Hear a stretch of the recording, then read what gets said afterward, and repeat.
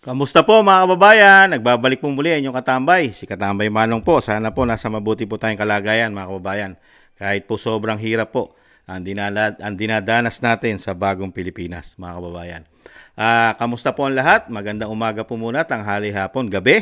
Madaling araw po sa ating lahat sa masulok ng bansa o mundo tayo naroon. Naway maingatan po tayo mga kababayan. Umpisa na po natin mga tambay.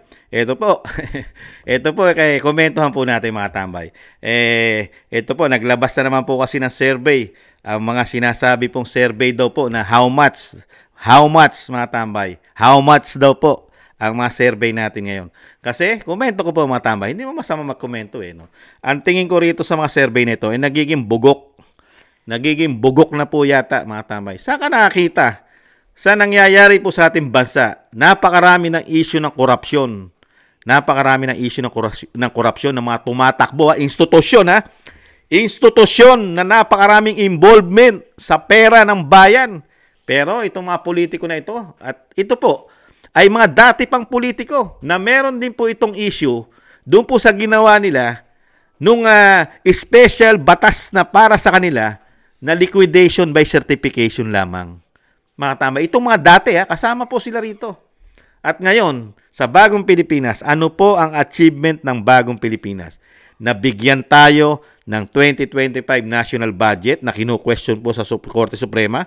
Binigyan tayo ng mga politiko at mambabatas ng mga blanco.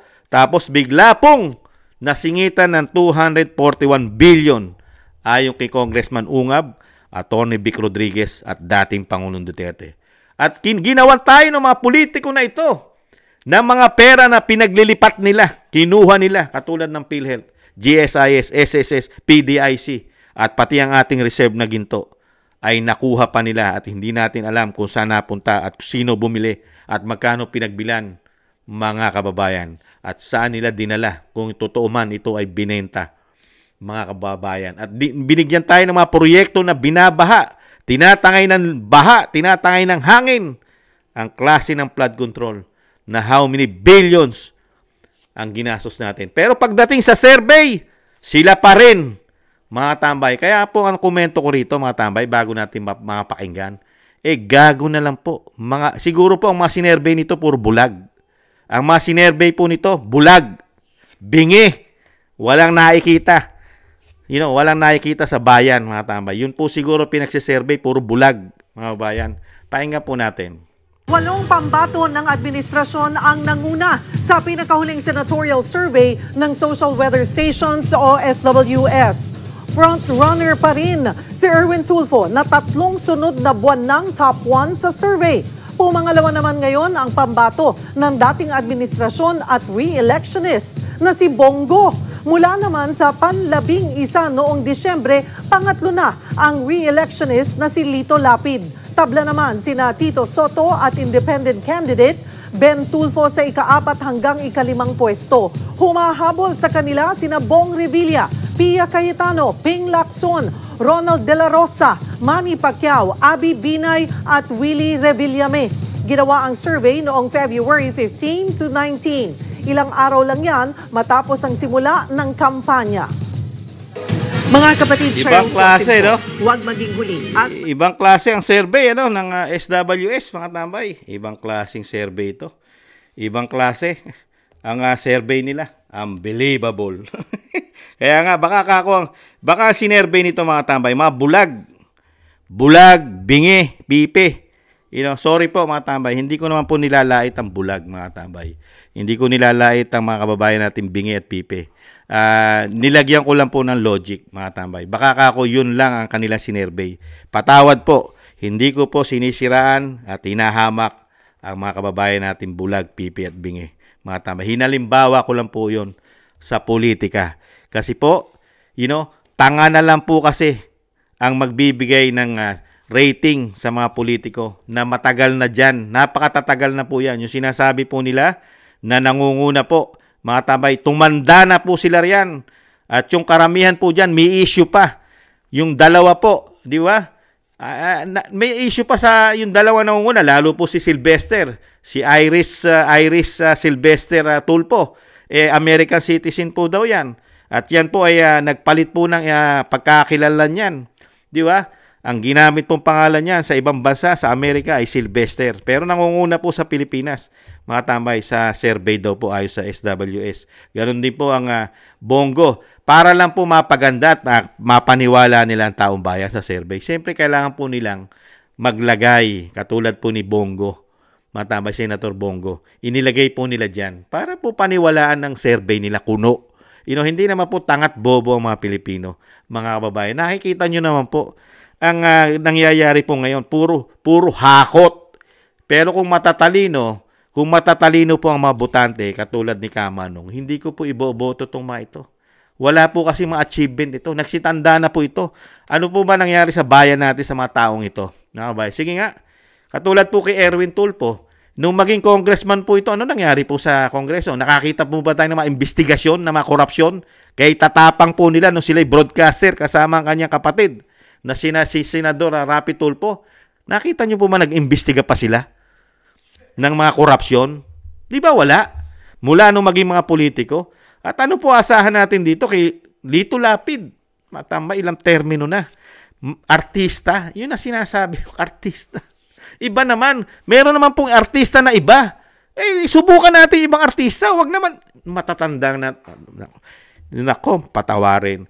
Tito Soto, naging senior citizen na po ito. Sa politika, Ben Tulfo, Bong Revilla, may kaso. Naabsuelto sa kaso sa pandarambong. Nakabalik na naman. Ibang klase. Sino pa ba ang inaano nila? Pia Cayetano, Ping Lacson. Makatamba, ibang klase. Manny Pacquiao. Ito. Si Manny Pacquiao kumakain ng suka rin to. Yung bagong Pilipinas na sinasabihan niya na magnanakaw, mamamatay tao. Ngayon kasama niya na. Bibinay, naku po, pamilya lang, hindi maayos dahil sa kapangyarihan, posisyon. Nagkakagulo sa Quezon City. Willie Revillame, mga tambay, ibang klase. Si Willie Revillame, siya na nga mismo nagsabi na hindi siya para sa politika. Hindi siya dahil hindi niya kaya gampanan, mga kababayan. Pero ngayon, nakapagtataka, tumatakbo na, ibang klase. Iba talaga ang kapangyarihan. Nakita nyo po, yung pambato po ng PDP laban, mga kababayan, ito po sa survey nila, 21. Ayan po, 21 po yan. Wala po dyan man lang pumasok na pambato maliban lang po kay Bongo. Dahil si Bato de la Rosa po, si Senador Bato de la Rosa, nilagay po nila sa survey si Bato de la Rosa, ay sinama naman po pala, mga kababayan. 2 po ang inilagay nila sa PDP laban. Si Senator Go ay pangalawa at si Bato de la Rosa ay pang-siyam at pang-10, mga tambay. At wala na po rito, mga tambay, hanggang 21, ito po sa survey na hanggang 21, wala po rito sila Attorney Vic. Hindi po nila sinama si Attorney Vic sa hanggang 21. Wala po. Wala dito si Attorney JB Hinlo, si Kibuloy, at si Salvador, si Attorney Vic Rodriguez, si Attorney Marcoleta. Wala po rito. Wala po lahat halos. 2 lang po. Sa 10 na pambato ng PDP, 2 lang po yung pinasok ng survey. Si Bato at si Go. Kasi kilala na. Mga tambay, kilala. At alam naman po natin, nagtrabaho po ng maayos si Senator Go at si Bato. Kaya po para mapaniwala nila mga tao, mga tambay, kailangan po ilagay ng survey. Saan ka nakakita, mga tambay? ang laki po ng numero. Tapos hindi mo wala sinama sa Magic 21, yung pambato ng dating Pangulong Duterte. Saan ka nakakita? Yung miyembro pa lang ni Kibuloy, ilang milyon na yon. Kasama pa yung miyembro ng Iglesia ni Cristo. Di ba? Na nabudol din po nila. Nabudol din po nila Iglesia ni Cristo dahil nga po sumunod po sa desisyon ng Pangulo ang Iglesia ni Cristo na hindi po sumasang-ayon ang Pangulong Marcos na ma-impeach o i-impeach ang Vice President. Di po ba? Tuloy pa rin ang impeachment. Ibang klase. Na-impeach na nga sa Kongreso. Kaya nga napahiya pa ang Iglesia ni Cristo. Kaya pinahiya nila ang Iglesia ni Cristo ng Pangulong Marcos. Sa tingin nyo, Susuportahan pa sila. Walang isang salita ang Pangulo. Ibang klase. Ilang milyon ang miyembro ng Iglesia ng Cristo at ni Kay Buloy para hindi mo man lang isama sa Magic 12 o dito sa Magic 21. Ibang klase po. Gaguhan na po ito. Gaguhan na po ang survey na ginagawa nila mga tambay. Kasi, kailangan po nila i-brainwash ang utak ng tao. Dinadala po kasi nila sa survey. Nakikita naman po natin ang mga kampanya ng PDP Laban. Organic na organic. Kahit saan po sila magpunta, ang tao mismo, sila ang gusto, sila ang hinihiyaw. Samantalang itong PDP, bagong Pilipinas senatorial candidates, di ba? Hirap na hirap. Dami-dami pa nilang kasama pang ayuda, kasama pang ang mga napakarami daw nila ipamimigay. Di po ba? Kasama. May mga pera, may mga ayuda raw. Ibang klase. Nakita nyo po, yung mga sa Iloilo, di ba? Sa Mindanao, di ba? Puro karamihan po hinihiyaw doon, Duterte. Ayaw na sa kanila kasi sa natuklasan, number 1, ang Pangulo may issue pa ng droga. Di ba? Tapos napakaraming korupsyon. Kaya nga ano ba ang ginagawa ng mga survey company? Kaya ang mga Pilipino katulad ni Kamanong nagtataka. Ang mga Pilipino ba sinesurvey nila walang nakikitang anomalya? Wala po nakikitang kahirapan? Wala po ba nakikitang performance na ginawa ng 3 taon na pinaasa lang tayo sa mga pangako? Yung 20 pesos nga ng bigas, hirap na hirap. Napakataas ang bilihin. Napakataas ang bayarin natin. Napakataas na inflation. Ang ating ekonomiya sumisid-sid pababa, sirit pababa. Napag-iiwanan na tayo ng mga kapitbahay natin bansa, gumaganda ekonomiya nila. Tayo bumabagsak. Di po ba? At nagkakaubos-ubos pa ang pera natin, nakakautang pa tayo ngayon. Pati ginto natin, nadidisgrasya na. Di po ba? At napakaraming issue ng bagong Pilipinas sa institusyon ng Senado at Kamara ng House of Representatives. Isang damukalang issue sa pera, usapin sa Supreme Court, pero yung sinesurvey nila, sila pa rin ang mataas. Unbelievable. Kaya nga nakapagsasalita ako mga tambay, sino ba ang sinesurvey nitong mga kumpanya na ito? Katulad ng SWS. Nagpalabas kasi SWS eh. Sino po ang sinesurvey nito? Mga bulag. Hindi alam ang sitwasyon ng bansa. At mga bingi, pipe, walang nakikita na nangyayaring korupsyon na ginagawa ng mga politiko. Wala. Wala silang nakikita kung paano ginagawa nila ng 3 taon na puro pamumulitika lang ang ginawa sa atin. Wala. Kaya po ang mga sinesurvey yata nila dahil hindi naman natin alam. Sikreto ang survey nila. Hindi katulad nung live. Yung mga kababayan natin nagsesurvey sila live. Actual, face to face. Di ba?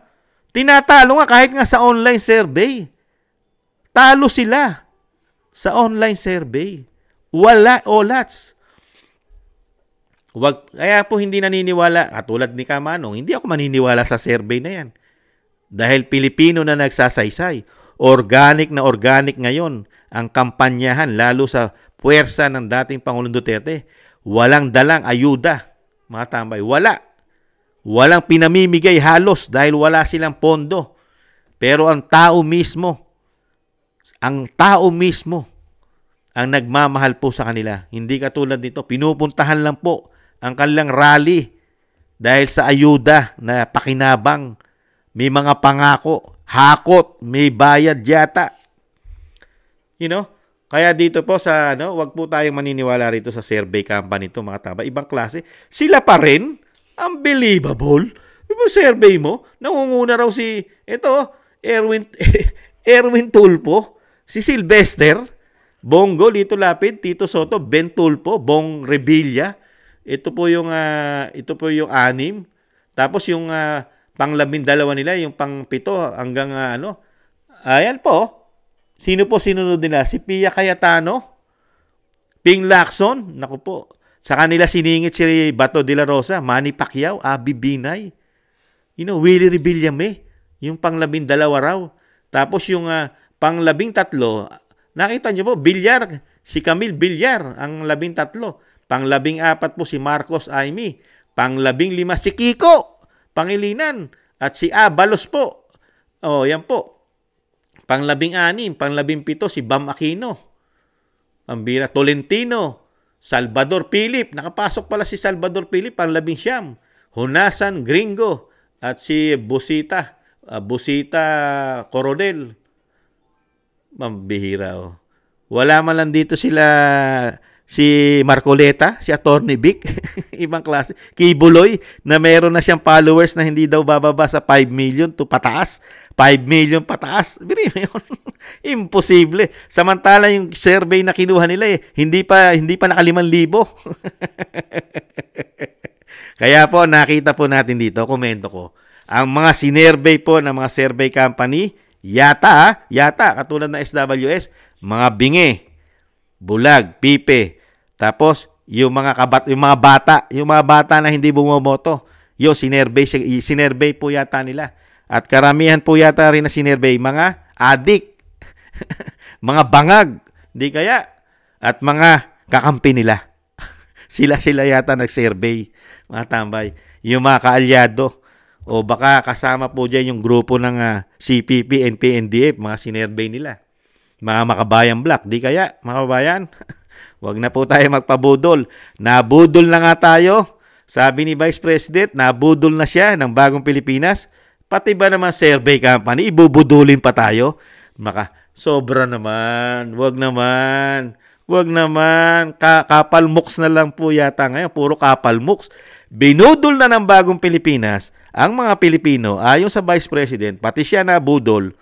Nabudol siya ng Manang Aimee ayon sa kanya at ng Pangulong Marcos. Ngayon, pati ang mga survey company ay binubudol po ang mga Pilipino, mga tamay, para po papasukin ang pambato po ng Pangulong Marcos.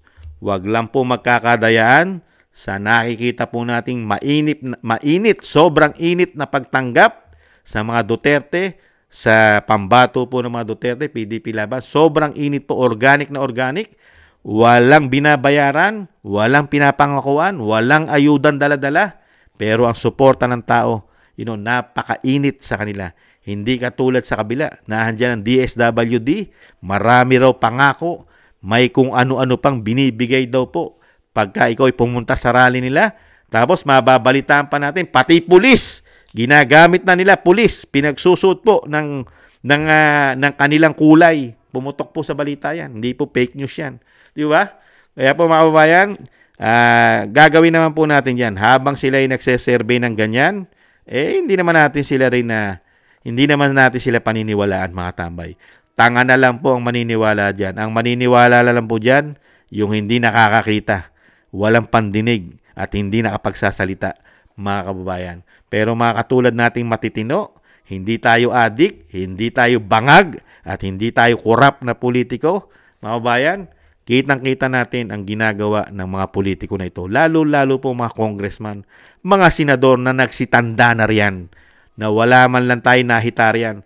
Ang napagkikita natin ay napakagaganda nilang bag, napakagaganda nilang relo, napakagaganda nilang mga sasakyan, napakagaganda nilang mansyon. Yan po ang napakikita natin sa mga politiko po na nagsitanda na riyan, mga tambay. Ubod ng gaganda ng kanilang buhay. Pero tayo naman nagpapasweldo sa kanila, nagbabayad ng buwis, mga tambay, sobra-sobrang buwis, naghihirap, isang kahig, isang tuka tayo. Samantalang sila na sinasabing trabahante lang natin sila, itong mga ito, tumanda na riyan. Kung lalagyan mo ng logic, kung hindi po ba nakikinabang yung mga yan, kasi hindi naman to, karamihan po dyan, hindi nagtatrabaho na eh. Di ba? Ginawa na lang po yatang palabigasan ang pera ng bayan. Karamihan po dyan. Hindi ka na hirap ka makakita na kamukha ng ginagawa ng Vice President at ng dating Pangulong Duterte, ng pamilya Duterte. Bihira ka makakita ng mga politikong ganyan. Lalo po dyan sa 19 Congress.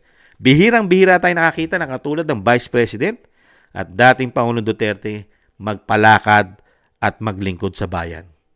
Di po ba? Nakita po ba tayo? Ang nakita po natin sa kanila, ang gagandang sasakyan, ang gagandang mga bag, milyones, ang gagandang mga relo, di ba? Sapatos, di ba? Todo-todo mga damit. Di ba? Grabe. Ang gaganda ng mga mansyon, bahay. Meron pa yata sa ibang bansa. Isang damukal ang kayamanan. Mga tambay, kung i-audit mo mga sweldo nila, malabo nilang mabili sa sweldo nila ang kanilang pamumuhay at ari-arian. Karamihan dyan, hindi naman mayamang politiko. Pero nung tumagal na sa politika, ibang klase na. Unbelievable. Pero, pagdating sa survey, huwag nyo na kaming budulin. Alam namin ang nangyayari sa bansa. Hindi naman kami bulag. Para kami budulin nyo. Huwag kami. Pwede. Sabi nga ng mga matatalino at mga nagsusuri, mananalo lang po ang sinasabing bagong Pilipinas, di umano, pagka nandaya daw. Pag nandaya daw, yun lang ang kapanapanalo nila. Mandaya daw. May mananalo dyan. Meron po mananalo at mananalo sa bagong Pilipinas. Pero hindi 8, hindi 10. Kinuha nila 10 Dalawa lang dito. Mambira. Halos 8 pataas kanila. Unbelievable. Hintayin natin ang botohan. Ang botohan, ang taong bayan ang magsasaysay. Mga kababayan. Nangyari na po yan kay dating Pangulong Duterte. Alam po natin yan. Ang makinarya po ay nasa panahon po nila Mar Rojas, nila Pinoy. Di ba? Nasa kanila po ang makinarya ng gobyerno. Ano po nangyari? Nung ang tao na, ang mga Pilipino na ang nagsaysay, shoot sila sa inidoro. Isa lang po ang nanalo, ang Vice President nila. At syempre po si Risa Hontiveros, nanalo po yan. Diba? At yung pinagmamalaki po ng bagong Pilipinas, na napakarami pong loyalist na nagpanalo po sa mga Duterte, katarantaduhan po yun. Kabobohan po yun. Kabobohan. Bakit ko nasabi yun? Komento ko. Kung maraming loyalist, tumakbong Vice President si BBM, hindi nanalo. Olats kay Vice President Leni. Olats. Pero yung sinabi nila, sinuportahan daw po ng loyalist si dating Pangulong Duterte, nanalo. Tambak si Mar Rojas. Nanalo. Tambak. Bakit pagdating kay BBM? Ibig sabihin, ang mga loyalist hindi na bumoboto sa Marcos. Sa mga Duterte na lang bumoboto ang loyalist. Dahil talo siya ng Vice President. Ganun po ba? Naisingit ko lang po. Kaya po ang survey, mga kabayan, hindi po 100% yan. Lalo po sa panahon ng bagong Pilipinas, mukhang ang survey po, komento na inyong lingkod, how much? How much? Maraming salamat po mga tambay sa nakagusto po ng ating tambayang makabayan sa YouTube at TikTok. At ganoon din po sa mga nagko-comment, like, share, and subscribe. Maraming salamat po.